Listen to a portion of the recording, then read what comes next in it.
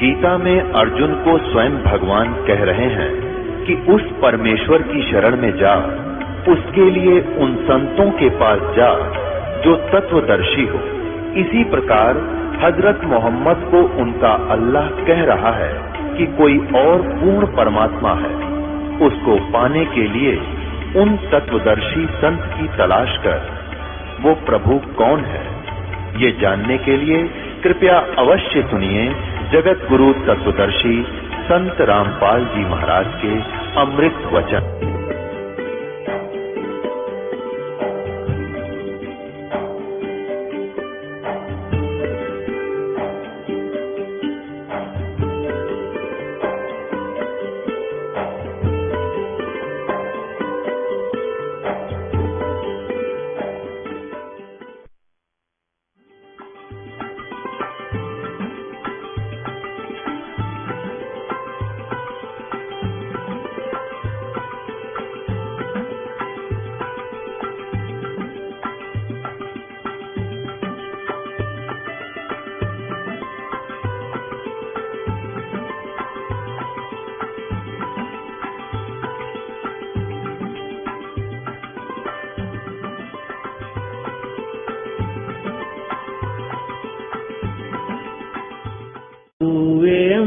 शेख फरीद ने कैसी मीठी बोली बासा, तुम चुन चुन कागा खाली और मेरे हाडों पर का मासा।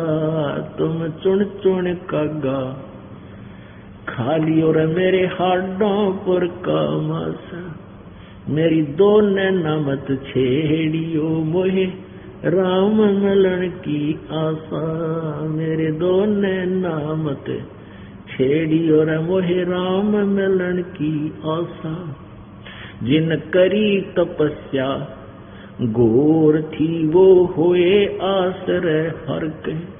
वो होए आश्रय हर्क, वो होए आश्रय हर्क। लागी का मार्ग और है लग चोट काल जा करके। अब इन कथाओं से आपको बहुत कुछ राहत मिलेगी और निष्कर्ष मिलेगा। ये शेख फरीद जी बचपन से ही ज्यादा कुछ शरारती टाइप थे। इनकी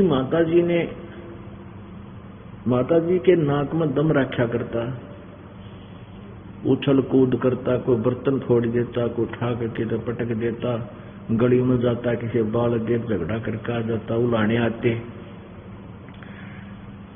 उसकी मां ने सोचा कि इसको कैसे क्या करूं, मैं काम लग जाती हूँ। यूं किधर गली में भाग जाता है, शरारत करके आता है और आसपास के मोहल्ले का नाक में दम कर रहा है। एक दिन उसकी माताजी ने कहा कि बेटा तू नमाज करा कर। वो कहने लगा, माँ क्यों, मैं क्यों करूं नमाज, मुझे क्या मिलेगा। माँ ने कहा कि बेटा तुझे अल्लाह खजूर देगा।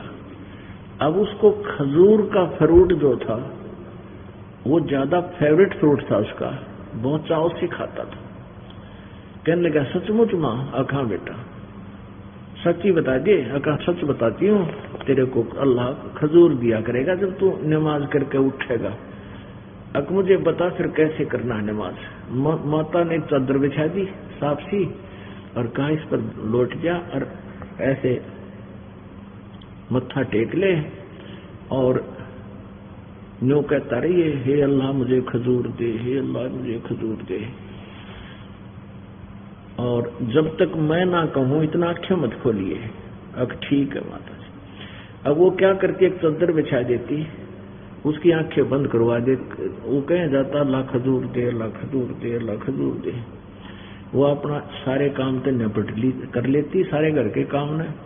और क्या करती, पीपल के वृक्ष के पत्तों के बीच में और इतना सारे खजूर रखाती उसके नीचे, कपड़े के नीचे, जिसके ऊपर बैठकर वो नमाज करते थे। अब वो उठ के आया, माता ने कहा भाई खोल दे आंखें। उसने आंखें खोल दी, उठ कर अपनी माँ के पास आया कि माता आप तो बहुत झूठी हो, अब आज के बाद कराना मेरे से नमाज। मुझे बहका कर वहां बैठा दिया।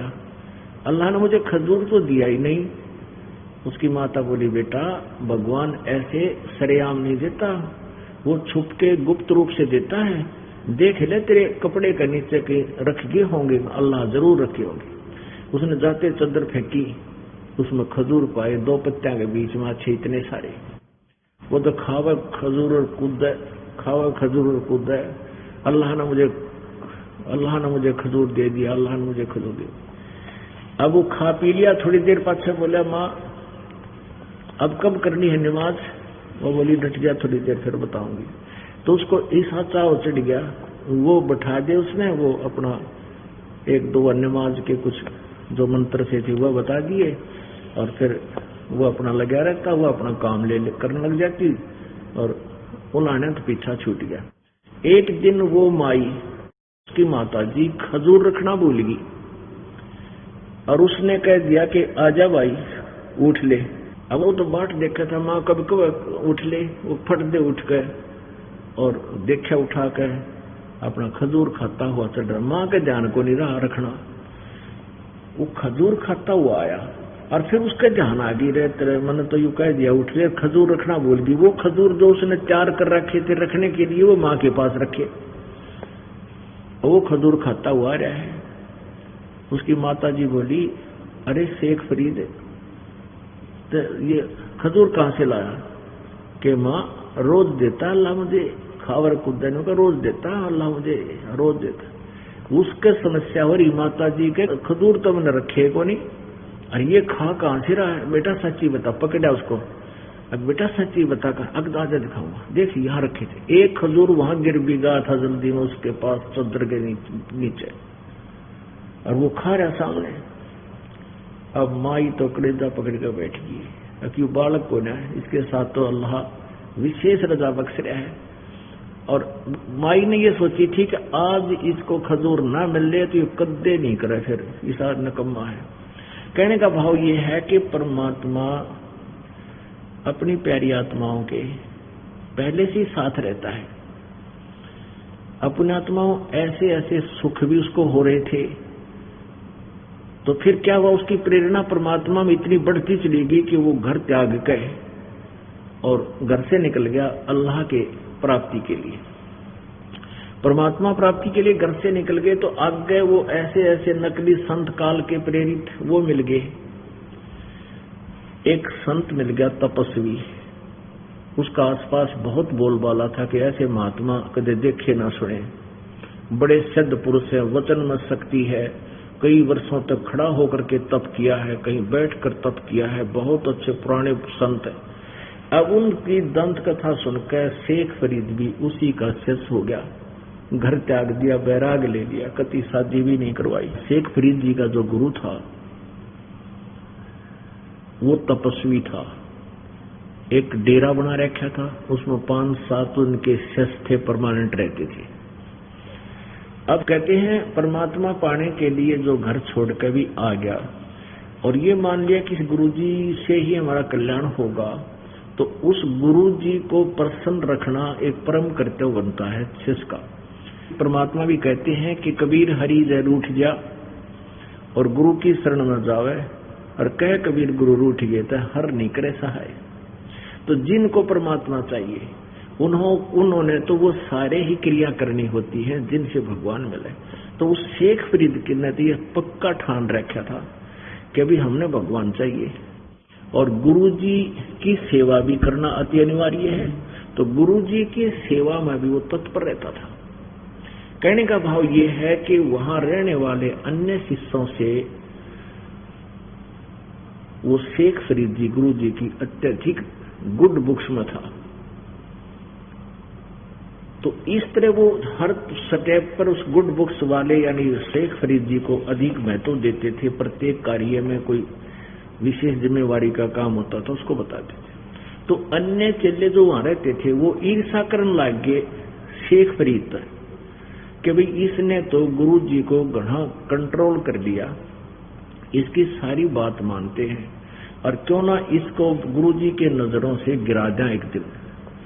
तो क्या था वो गुरुजी कैसा था खाना खाता था, खाना खा करके फिर हुक्का पिया करता था। तो उधर से गुरुजी ने क्या देखा, उन बच्चों की खेचादानी देखकर उसने ड्यूटी ला दी कि एक दिन एक शिष्य सारी क्रिया मेरी करवाएगा, मेरी सेवा करेगा, जैसे कपड़े धोने हैं, नवाना है, रोटी बनाना है, खिलाना है, हुक्का भरना है। तो ऐसे सबकी ड्यूटी लगी हुई थी। एक दिन शेख फरीद का जब समय आया तो वर्षा के दिन थे, तो मौसम होता है ना आजकल मौसम, वर्षा ऋतु थी, वर्षा कभी हो जाती कभी रुक जाती।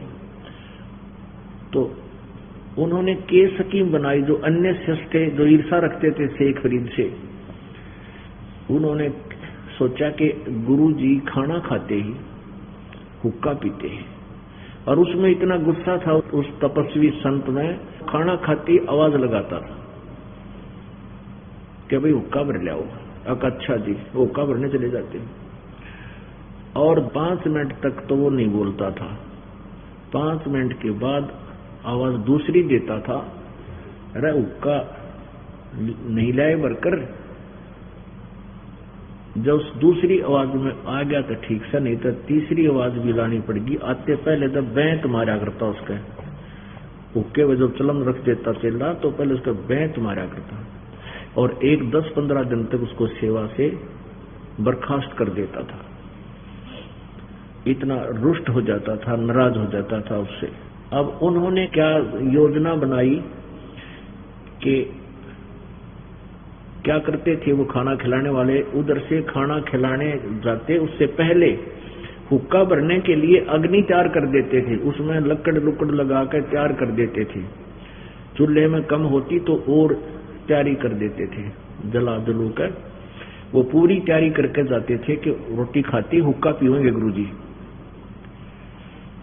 तो शेख फरीद में अपना तैयारी पूरी थी, आग पूरी थी, उसको पता था, और खाना खिलाने चले गए। पीछे से उनके दूसरे साथियों ने उस पर पानी के छिट्टे मार दिए, वो आग बुझा दी। ऐसे ढंग से बुझा दी जैसे वर्षा ऋतु के कारण ये अपने आप बंद होगी। अब शेख फरीद ने खाना खिलाकर अपनी मस्ती से, तक अग्नि तैयार है, जाऊंगा भर लाऊंगा। उसने जाकर देखा अग्नि का एक पतंगा भी को नहीं, और छिड़गा लू, ठीक कर लू। तो उसने सोचा भाई आज तेरी बात बिगड़गी और गुरुजी तेरे से नाराज होंगे, समय पर जब हुक्का नहीं भरा जाता है, और तेरा जीवन व्यर्थ हो जाएगा। जय गुरुजी रुष्ट हो गए कि फूकूंगा इस जीवन का, क्या करूंगा इस मानव शरीर का। उसने इधर उधर देखा, कोई विकल्प नहीं देखा। देखा कि गांव से वो लगभग 1 किलोमीटर की दूरी पर गांव था, एक जहां उनका डेरा था, गांव से 1 किलोमीटर लगभग दूर था।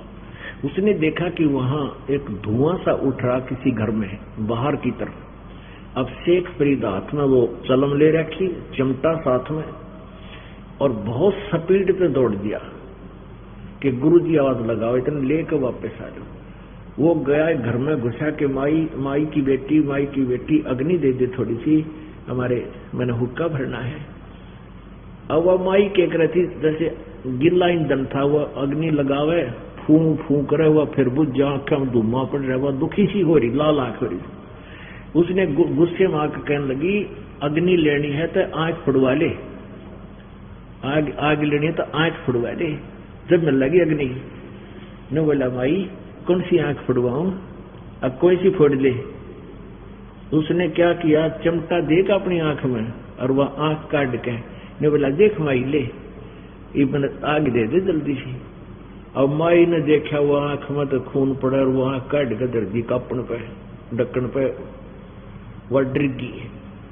अब इसके गुरुजी तो बहुत सिद्ध पुरुष हैं, और उसने पता लग गया ना तेरे को श्राप देगा। ने बोला ले जा महाराज, वो सारी चूल्हे तो अग्नि बाहर निकाल दी, डर ले जल्दी से।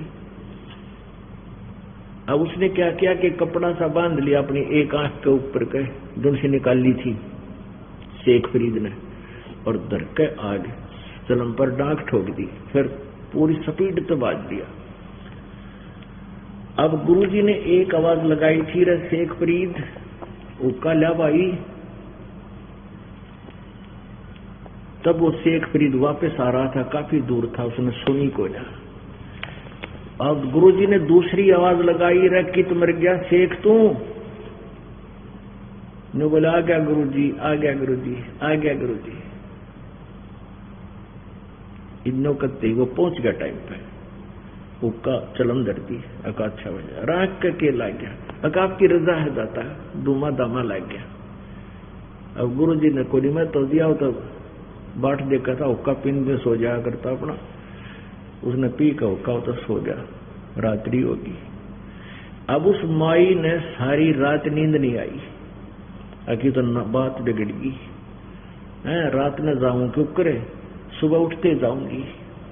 उस आंख को लिए रख रखी, उस आंख उसमें एक ढक्कन के ऊपर बर्तन का ढक्कन होता था, जैसे कापन बोलिया कृष्ण। उस आंख ने लेकर सुबह सुबह वह माई डेरे में पहुंच गई। अरने बोली महाराज जी मैंने माफ कर दो, मेरे से गलती होगी, मैंने माफ कर दो। महाराज बोला भाई क्या गलती होगी बेटी?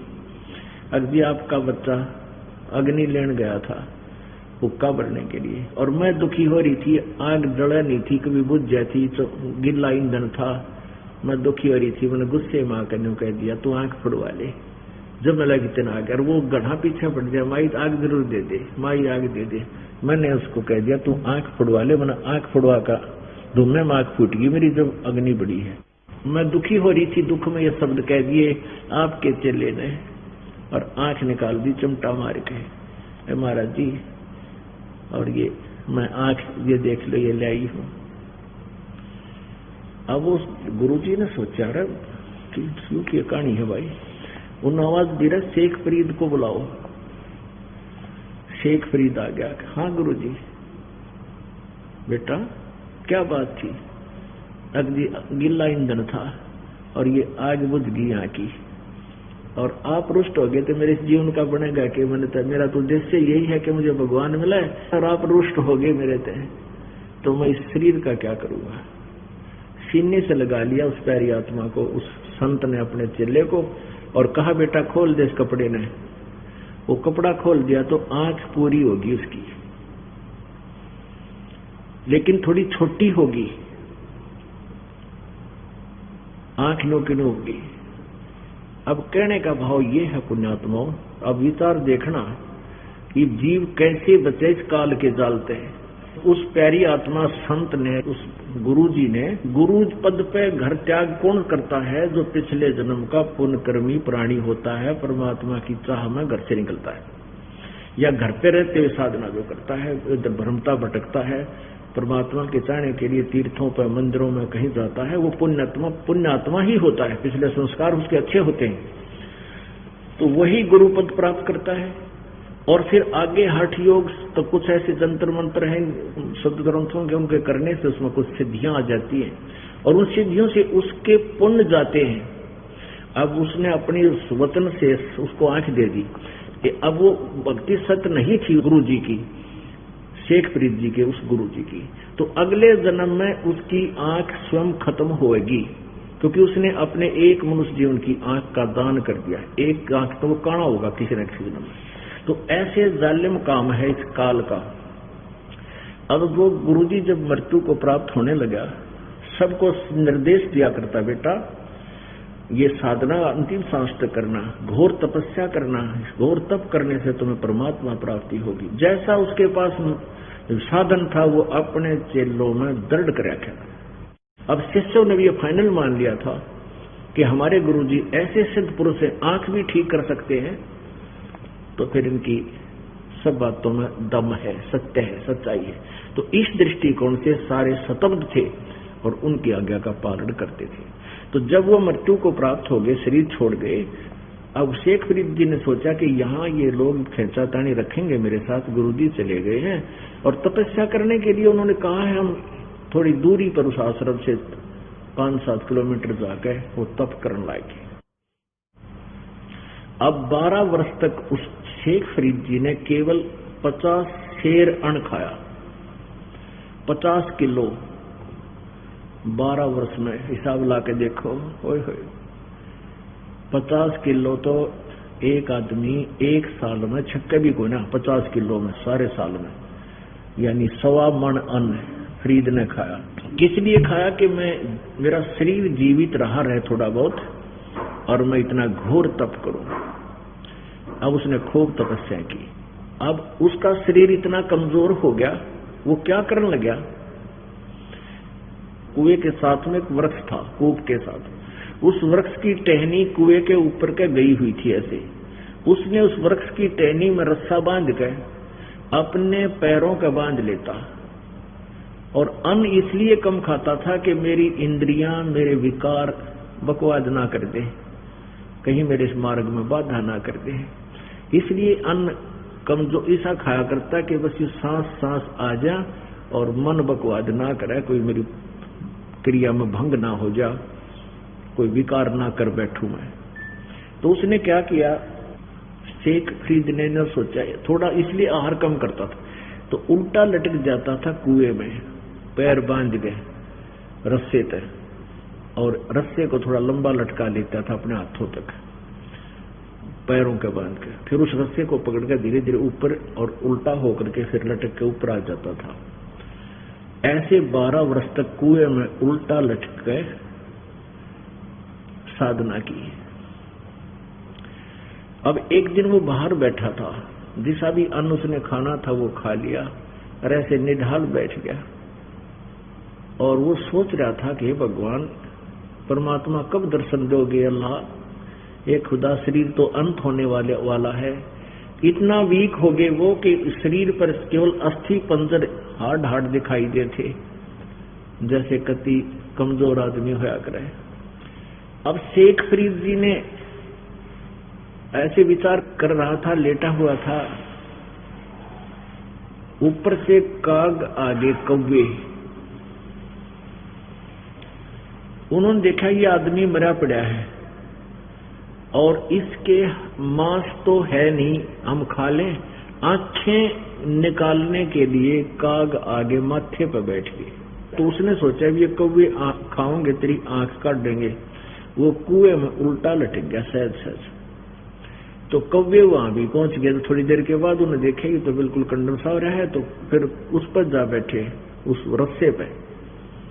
तो वो क्या बोला कि भाई कौवे मेरी आंख छोड़ दियो, मेरे शरीर पर कई मांस शेष हो, तुम अपना पेट भर लो, खा लो तुम। और न्यू कह वो फूट फूट कर रोने लग गया। जब वो रोने लगा तो कौवे भी उड़ गए, अभी आदमी तो जीव है। शेख फरीद जी ये सोच रहे हैं कि हे भगवान, परमात्मा प्राप्ति के लिए घर छोड़ के आया था, परमात्मा अल्लाह मिला नहीं, और शरीर अंत होने को आ चुका है, अब ये ज्यादा समय नहीं रह पाएगा। इससे वो बहुत बुरी तरह रोने लग गया। हे परमात्मा दया करो इस दास पे, दर्शन दो मुझ पापी को। ऐसे अधीन भाव से वो बहुत रोने लगा। उसी समय परमात्मा पहुंच गए, क्योंकि सभी आत्माएं उस अल्लाह अकबर की हैं, अल्लाह कबीर जी की हैं, जो बनारस में दुल्हे का रूप धारण करके 120 वर्ष तक लीला करके गया।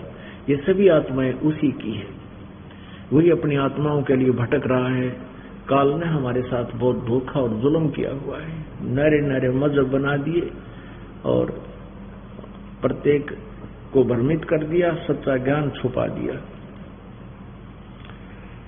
अब परमात्मा आए, कुएं पर खड़े हुए, रस्सा पकड़कर उसको बाहर निकालने लगे, ऐसे जैसे पानी निकालते। बहुत गहरे होते थे कुएं उस समय, 200, 300, 400 फुट गहरे होते थे नीचे। को क्या करते थे, जैसे खेतों में पाली होते थे गवाले, ये पाली होते थे बकरी भेड़ चराने वाले, तो कुछ एक शरारती होया करते, वो पकड़ के उसका रस्सा और ऐसे घुमा देते थे, अला देते थे। एक बाबा जी फूटे जा गए इधर उधर कुएं में लाग गए, तो वो बेचारा अपना हाथ ऐसे कर लेता था, अपना सिर बचा लेता था। वो थोड़ी बहुत देर छोड़ छाड़ कर चले जाते थे, कर लेते शरारत अपनी।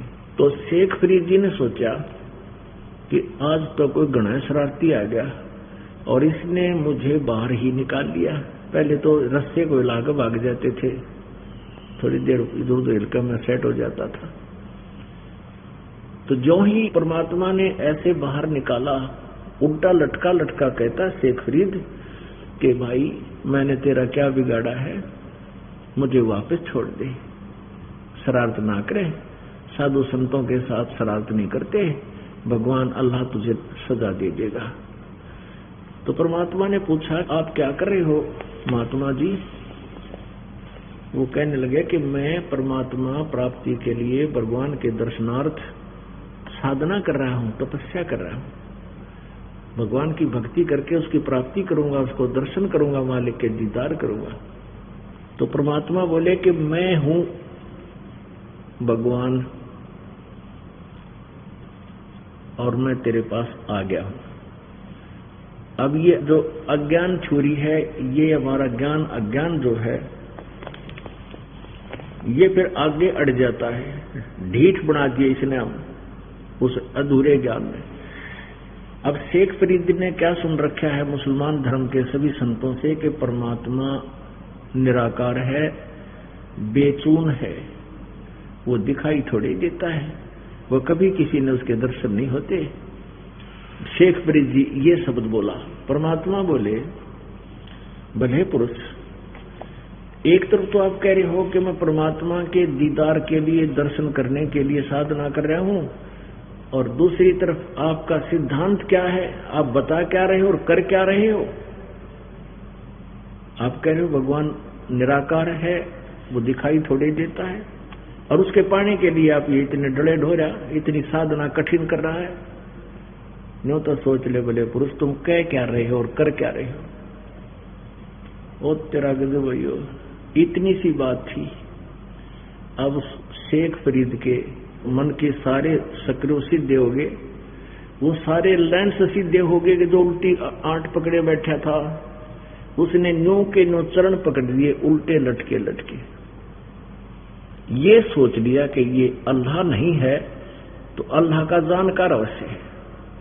भाई सच्ची बात है कि हम परमात्मा के दर्शन के लिए सारा प्रयत्न कर रहे हैं और परमात्मा को निराकार बता रहे, दर्शन किए कराएंगे, डले ढोल लग रहा।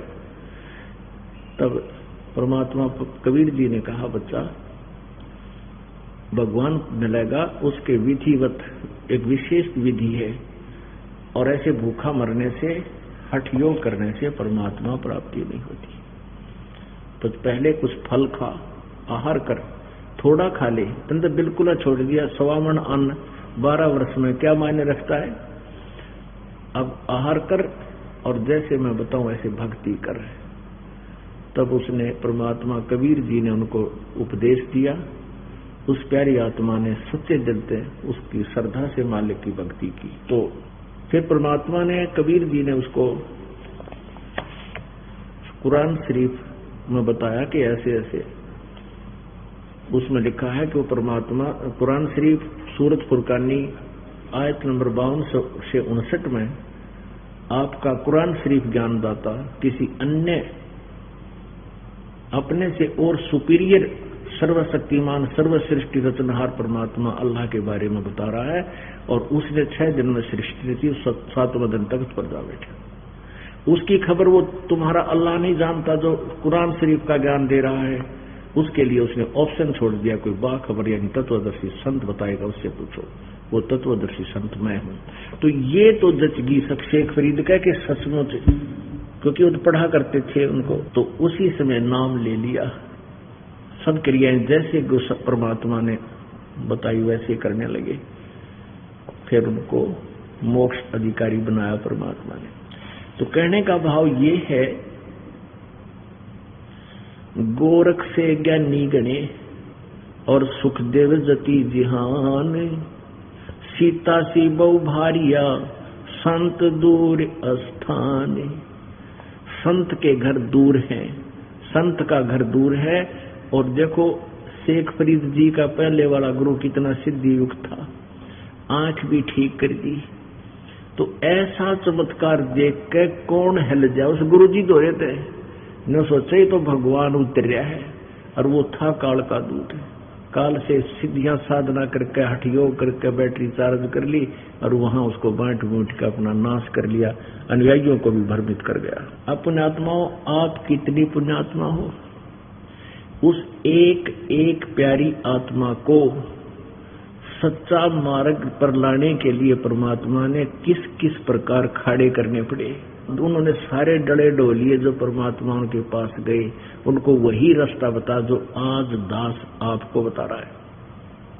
आप कितनी पुण्यात्मा हो कि उनसे, उन संतों से भी आप अधिक पुण्यात्मा हो जो आपको आज सहज में भगवान मिल रहा है। आगे फिर क्या बताते हैं? सुल्तानी मगन बैराग में जिन तज दिया बलख बुखारा। सुल्तानी मगन बैराग में जिन तज दिया बलख बुखारा। कदे पालकियां में चाल तेरे आज उठा लिया गुदड़ बारा। कदे पालकियों में चाल तेरे आज ठा लिया गुदड़ बारा। सब संगी छोड़ी रोवती रोवे था कुण बासारा।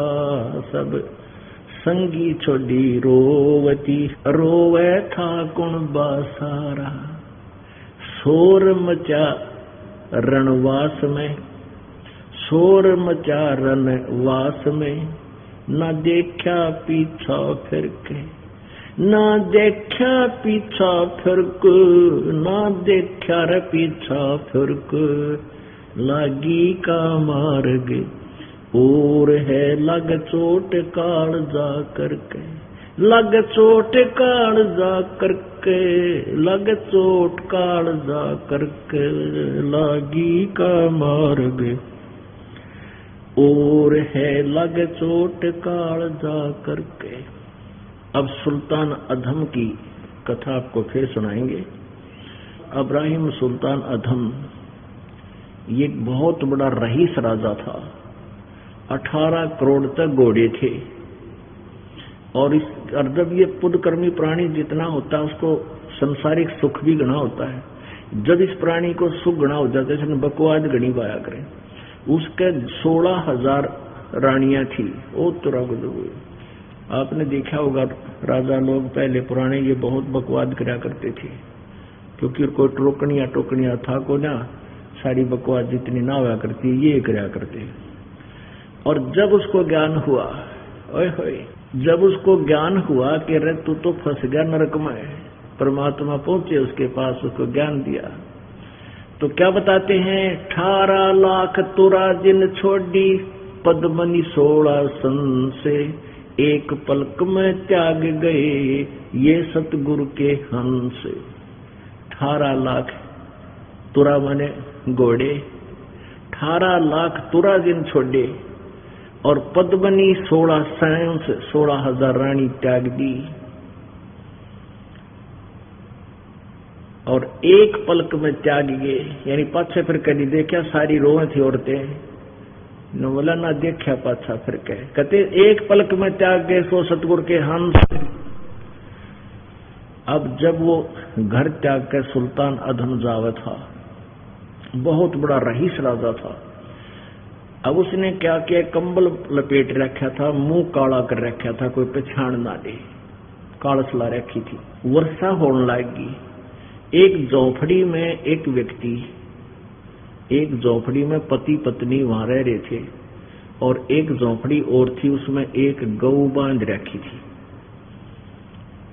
और वर्षा अच्छी होगी तो दोनों जने रात्रि में बतला रहे हैं। उसका पति कह रहा अपनी पत्नी को कि ओहो अब कितनी अच्छी वर्षा हो गई है और इतना बढ़िया घास हो गया है, अपनी गाय खूब बढ़िया छक्या करेगी और मौज से दूध पिया करेंगे, ठाठ हो गया, अपनी फसल भी बढ़िया होगी। कहने लगे अपने से इसे ठाठ हो गए, इसे बलख बुखारे के बाद छके भी को जा। अब देखो, अब वो बलख बुखारे का बादशाह सुल्तान अधम इतना वेल नोन हो रहा था कि उस जैसा सुख किसी का नहीं, वो उदाहरण बन गया था। तो शाम ने तो बोला को नहीं। इब्राहिम सुल्तान अधम सुबह उठकर उनके सामने गया, नमस्कार किया। उन्होंने पूछा भी कौन है, कहां से आया है तू? तो वो कहने लगा, भाई मेरी एक बात का उत्तर दो तुम पहले, मैं बाद से बताऊंगा कौन हूं मैं। क्या? कि आप रात्रि में एक बात कह रहे थे कि तुम ये कह रहे थे कि हमारे बढ़िया वर्षा होगी और इसे ठाठ हो गए, बलख बुखारे के बाद से कभी को जाए। भाई आपके के ठाठ हो गए? कि ठाठ तन दिखते को ना, ये हमारी गऊ है, गाय बांध रखी, दूसरी झोपड़ी में एक गाय है और उनका संतान भी नहीं थी, निसंतान थे। और अच्छी बढ़िया फसल होगी, अपना पीवांगे दूध, बढ़िया फसल होगी, खूब ठाठ चरा करांगे, हमारे होगी ठाठ। तो वो राजा बोला कि मैं बलख बुखारे का बादशाह हूं भाई। पूरा ज्ञान समझाया, पहले तो ज्ञान समझाया, साधु संत सा दिखा था, काले कपड़े नो एक कंबल सा बांध रखा, जैसे एक चादर बांध लिया कर। काफी ज्ञान समझा, भाई भक्ति करनी चाहिए, परमात्मा का नाम लिया करो, ये तो कुछ दिन का खेल है, या कोई नहीं रहा, एक दिन मृत्यु हो जाएगी, सब कुछ ही रह जाएगा। तो वो कहने लगे अपना काम करे, हमने घना शिक्षा की जरूरत को ना। और कहने लगा मैं बलख बुखारे का बादशाह था। वो सुल्तान अधम कहने लगा कि मैं बलख बुखारे का राजा हूं और मैंने पता लग गया भाई भक्ति बिना गुजारा नहीं, ये तो झूठा जाल है सारा। और आजा तेरे को भी गुरुजी से नाम दिला दूंगा मैं। अब वो व्यक्ति बोला, वह पहली तो मेरा बात यह जचती नहीं कि तू बलख बुखारे का बादशाह होगा है, और जब तू बलख बुखारे का बादशाह तूने राज छोड़ दिया तो तेरे कैसा बोली बूझ नहीं, तेरे जैसा मूर्ख नहीं से ठाठ ने छोड़ का। अगर मुझे के शिक्षा दे तो अपना काम कर चल। अब जबकि वो उन राजा दिखा था, तब इब्राहिम सुल्तान ने क्या कहा वहां पे, एक रांडी ढांडी दांत जाए एक औरत को, और ढांडी कहे गाय को, एक रांडी ढांडी नात जाए ये नर कहिए काग, और भाई बलख बुखारा त्याग दिया थी कोई पछली लागे। ये तो एक गान ही छूटती है कि औरत में ठाठ मान रहा है और हमने बलख बुखारे के ठाठ छोड़ दिए। ये हमारे कोई पिछले संस्कार थे, परमात्मा की हम पर रजा होगी, और ये कूतरू इससे मुड़ जा पड़ा है। तो पुण्यात्माओं, जब आपकी ये स्थिति आ जाएगी, जिस धन को आप मांगने आते हो और परमात्मा उस नरक से आपको निकाल कर परमात्मा की तरफ लगाता है। अब पुण्यात्माओं, परमात्मा दूर नहीं है जो उसके ऊपर समर्पण करके लगता है। बलख बुखारे बादशाह का जाकर जंगल में बैठ गया, वो जब घर छोड़कर शाम तक कुछ आहार मिला नहीं, सुबह रात भी होगी, सुबह सोचा है अल्लाह आपका दास भूखा मरेगा। आकाश मार्ग परम पिता परमात्मा, सारी सृष्टि के रचनहार, कुल मालिक, कबीर देव, कबीर साहब, ये वो परमात्मा है जिन्होंने सर्व ब्रह्मांडों की रचना की।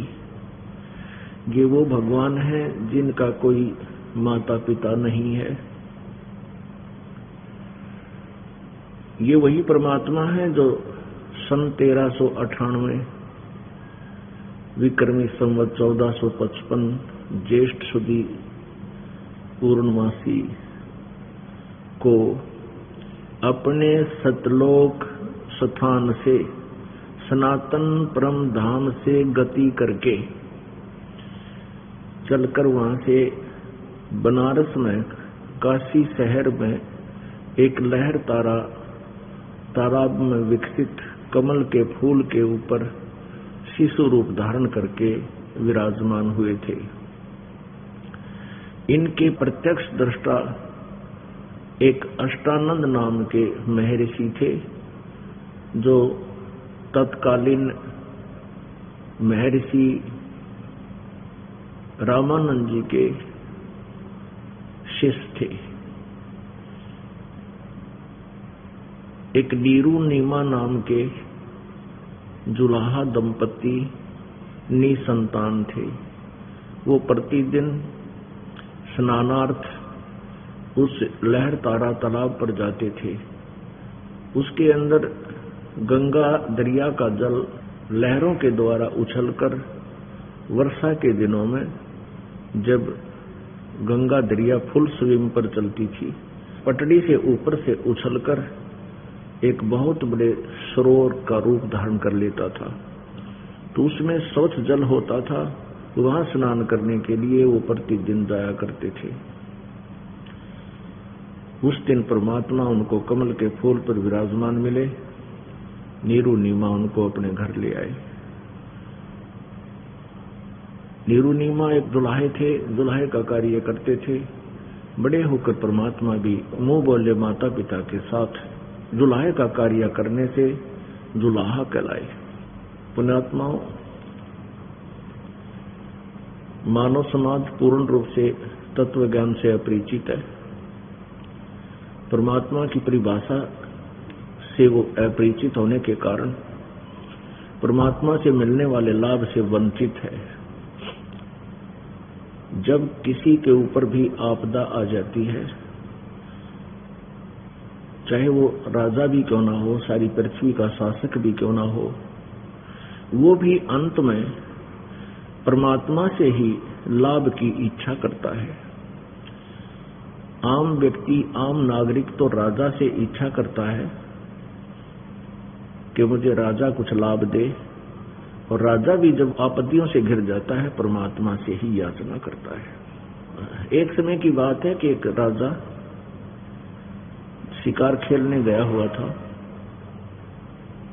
और किसी कारण से रास्ता भूल जाने से वो अपने साथियों से वंचित हो गया, अपनी सेना से बिछुड़ गया। उसको बहुत भूख लगी, वो रास्ते में आ रहा था। एक किसान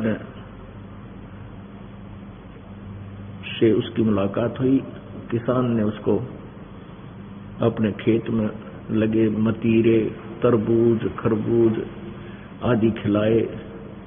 राजा बड़ा प्रसन्न हुआ और उसको एक सर्टिफिकेट दे दिया कि तू कभी भी मेरे पास आ जाना, मैं राजा हूं इस शहर का, तुझे कोई नहीं टोकेगा।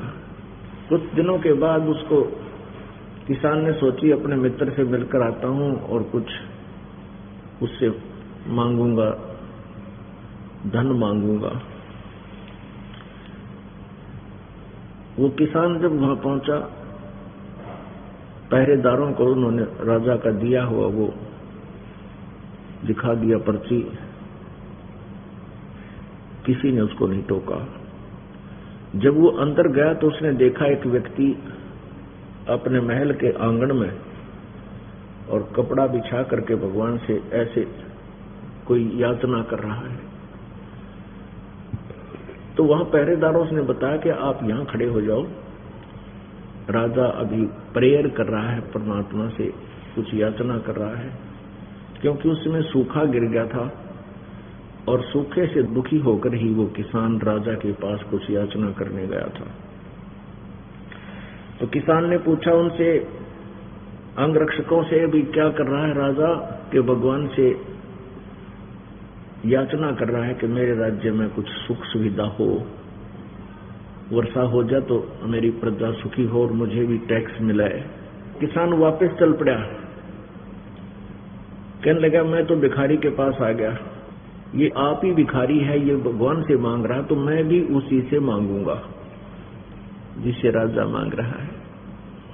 तो पुण्यात्माओं, ये हम कथा सुना करते थे, ये कहानी भी सुनते थे, ये बात बिल्कुल सच्ची है। क्योंकि परमात्मा सभी को देता है, राजा हो चाहे रंक, क्योंकि वो सभी उसी की आत्माएं हैं। और हम अज्ञानतावश इन राजाओं के पीछे ही पड़े रहते हैं, ये हमें सुख दे, ये हमें सुख दे। ये कुछ नहीं दे सकते। आपके जो किस्मत में भाग्य उसको वही मिल सकता है। ब्रह्मा विष्णु महेश भी आपका उसमें परिवर्तन नहीं कर सकते।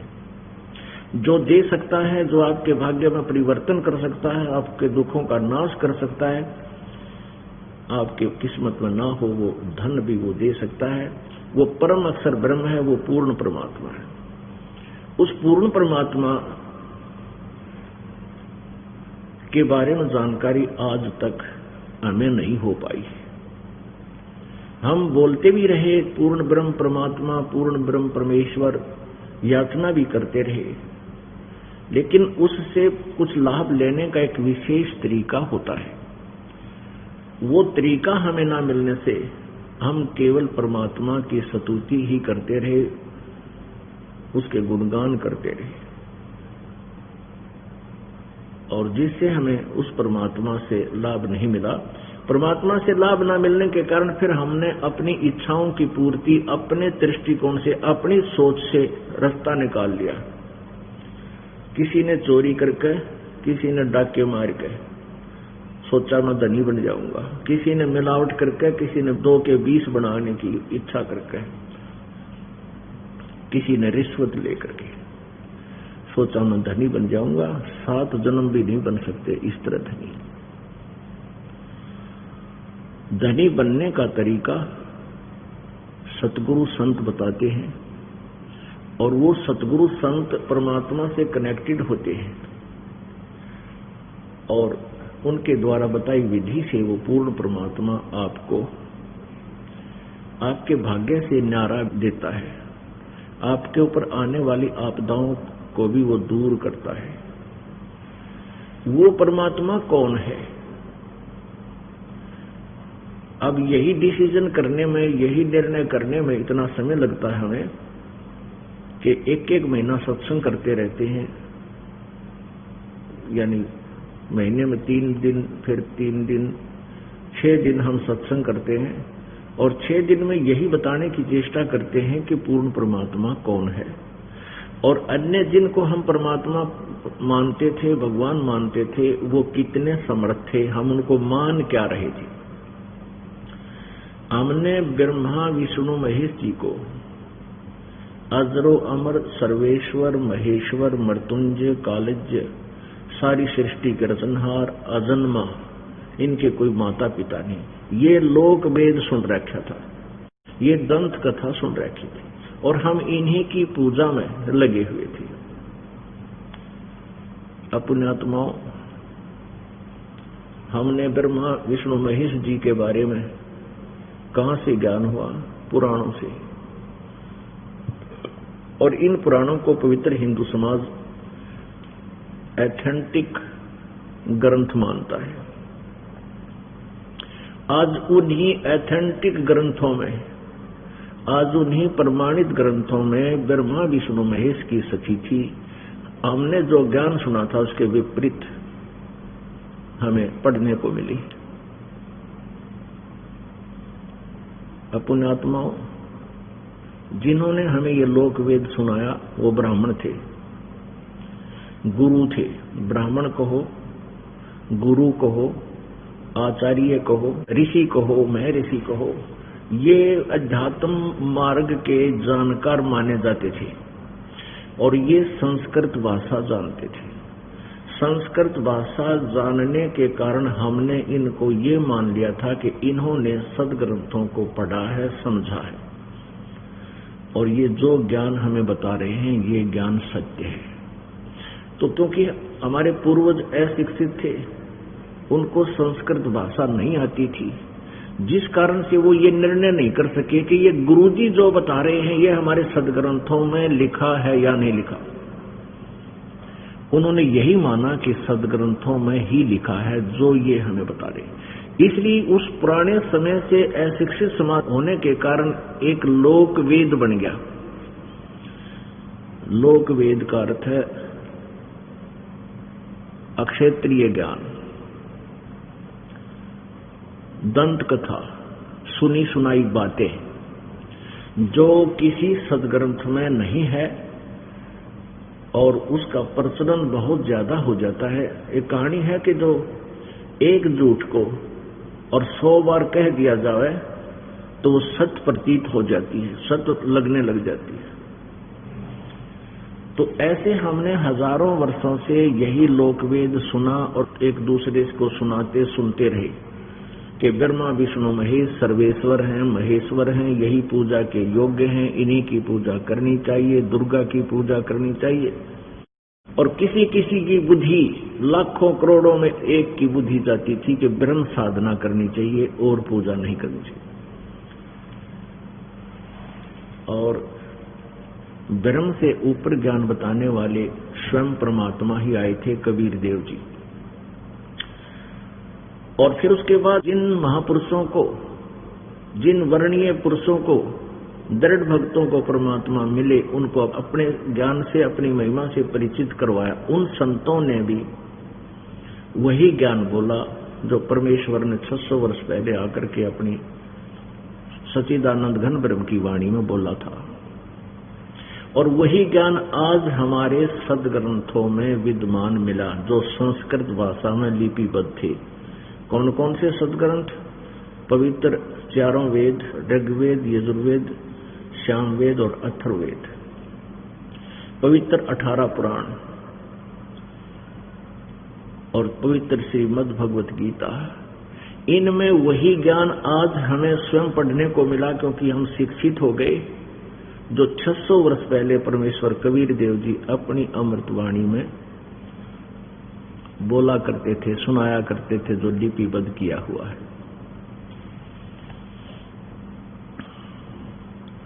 परमात्मा क्या कहा करते थे? तुम कौन राम का जपते जापम, तात कटे न तीनों तापम। ये चतुर्भुजी भगवान कहावे, हर हट डोर बंधे सब आवे। कोटिक करता फिरता देखा, हर हट डोर कहूं सुन लेखा। अब परमात्मा क्या बताते थे? गुण तीनों की भक्ति में ये भूल पड़ो संसार। कहे कबीर निज नाम बिना तुम कैसे उतरो पार। गुण तीनों की भक्ति में, रजगुण ब्रह्मा, सतगुण विष्णु, तमगुण शिव जी की भक्ति में ये पूरा समाज, मानव समाज, हिंदू समाज भूला पड़ा है। और इनको यथार्थ मंत्र निज नाम का ज्ञान नहीं। उस निज नाम के बिना तुम्हारा मोक्ष नहीं हो सकता। अपने आत्माओं, पूरा विश्व अध्यात्म ज्ञान से अपरिचित है। अब इसका प्रमाण हम कहां से लें? क्योंकि हम ब्रह्मा विष्णु महेश जी की पूजा करते थे, और ब्रह्मा विष्णु महेश वो भी पूजाएं करते हैं, वो किसी अन्य और शक्ति की पूजा करते हैं, और देवताओं की और भगवान की पूजा करते हैं। तो ये स्वयं ही किसी की पूजा कर रहे हैं और हम इनकी पूजा करते हैं, तो वो शास्त्र विरुद्ध ज्ञान है। गीता जी अध्याय नंबर 16 के श्लोक नंबर 23 में कहा है कि शास्त्र विधि को त्याग के जो मनमाना आचरण करते हैं, अपनी सब इच्छा से, अपने लोक वेद के आधार से जो साधनाएं करते हैं, मनमाना आचरण करते हैं, उनको न तो कोई सुख होता है, न उनकी गति होती है, और न ही उनको कोई सिद्धि प्राप्त होती है। अर्थात यूजलेस, व्यर्थ। फिर गीता जी अध्याय नंबर 16 ही के श्लोक नंबर 24 में कहा कि अर्जुन, इससे तेरे लिए कर्तव्य और अकर्तव्य की व्यवस्था में शास्त्र ही प्रमाण है। किसी की दंत कथा पर विश्वास मत करना। यदि तुम्हें परमात्मा चाहिए, मोक्ष चाहता है, तो सदग्रंथों में जो लिखा है और वही ज्ञान संत बता रहा है कोई, तो वो सच्चा संत है, वो तत्वदर्शी संत है। उन सदग्रंथों के अनुसार साधना को ही प्रमाण मानना। अपने आत्मा गीता जी अध्याय नंबर 8 के श्लोक नंबर 13 में क्या बताया है कि गीता ज्ञानदाता श्री कृष्ण जी में प्रवेश करके ये ब्रह्म बोल रहा है, ये काल बोल रहा है। जो गीता जी अध्याय नंबर 11 के श्लोक नंबर 32 में कहता है कि अर्जुन, ये देख मेरा रूप, मैं काल हूं और अब परिवर्त हुआ हूं, और मैं सबको खाऊंगा, किसी को नहीं छोड़ूं। गीता जी अध्याय नंबर 11 के श्लोक नंबर 21 में अर्जुन आंखों देखा कह रहा है, भगवान आप तो इन देवताओं को भी खा रहे हो, सी और सिद्धों के टोड़ के टोड़, झुंड के झुंड आपसे मंगल कामना कर रहे हैं, आप इनको भी खा रहे हो। तब ये काल कहता, मैं तो काल हूं भाई, सब न खाऊंगा, मैं ना छोड़ दूं किसी को।